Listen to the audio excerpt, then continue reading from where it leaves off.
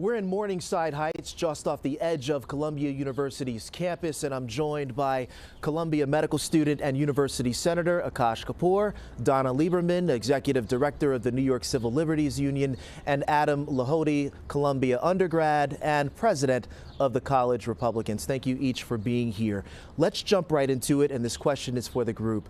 Moving forward, what do you think is going to be the impact on a student's general willingness to engage in student activism and participate in protests, given everything that has been happening on campus?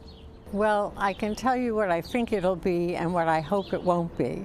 Unfortunately, Columbia, as an important institution in the life of New York and in the country, has really failed to stand up for the essence of education in a democracy, which is academic freedom. It has failed to protect its students' right to protest. It's failed to protect its faculty and its staff. So I expect that there will be a chilling effect on the people's willingness to go out and speak their mind. I hope that there won't be, because if ever there was a place where free discussion, inquiry, and debate has to be able to happen, it's the university campus. And if ever there was a time for it, it's now. Adam, you're president of the College Republicans. Do you agree with how congressional Republicans in the Trump administration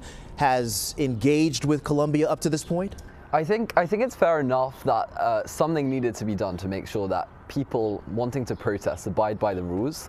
I don't necessarily think it's going to stifle protest. I don't think it's necessarily going to stifle conversation. I think rather the changes that have been made by Columbia are going to urge students to make sure they're sticking to the rules. So you don't think what has happened has discouraged students' willingness to speak up? I don't think it discourages willingness to speak up. I think it's going to channel students to make sure they're doing it in a respectful way that allows other people to also engage in it. Honestly, I think I disagree with that. I think there's already been a stifling of not just protest, but ability to have conversation.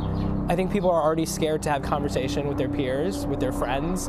They don't know what other people believe in, and I think there's this hostility towards freedom of speech, right? There's this hostility towards engaging in conversation with people that have different viewpoints with you. I was having a conversation with some folks about coming to the table and what it would take to have a conversation with people that, share a different viewpoint. And the response I got was, that's impossible. It's not possible to have that conversation because they don't fundamentally, regard me and regard my rights. And I think that there is already this problem we're facing where people and students are struggling to have conversation with people that believe different things. And so it's not just a difficulty to protest, it's even just a difficulty to have conversation. Everything that we've been talking about has centered around the Israeli-Palestinian protest. I'm interested to know if you think this bleeds over moving forward to other subjects. Maybe there are issues involving race or gender. What happens then? Well, the President of the United States has made it clear that talking about diversity, equity, and inclusion, and talking about fighting back against discrimination is forbidden.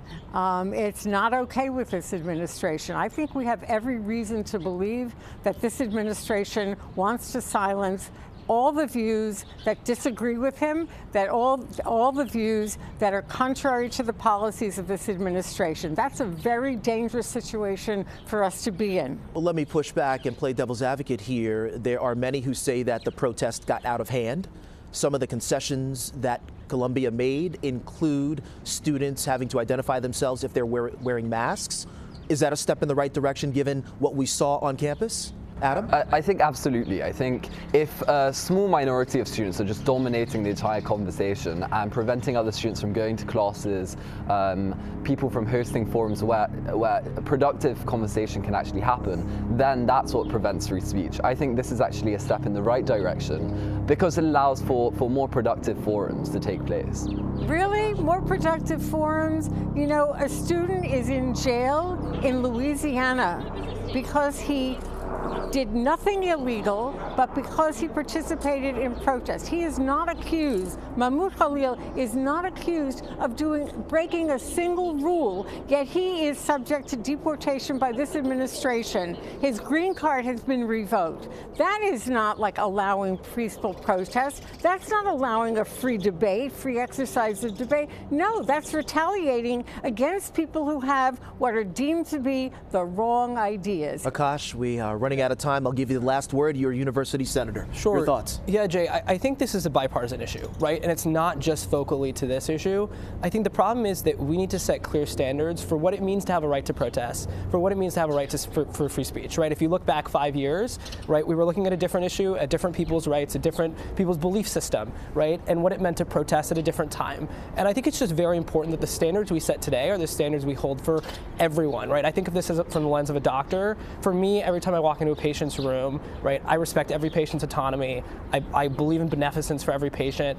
My belief system, it doesn't matter what I believe, right? I'm thinking about my patient and what care they need and what they believe in. And I think we need to treat everyone the same way. And so what we say now for one person's belief system is how we should treat other people's belief system too. And we need to put into context, right? If I'm protesting for something I believe in, how would I want to be treated? I think that's what's super important as we go forward.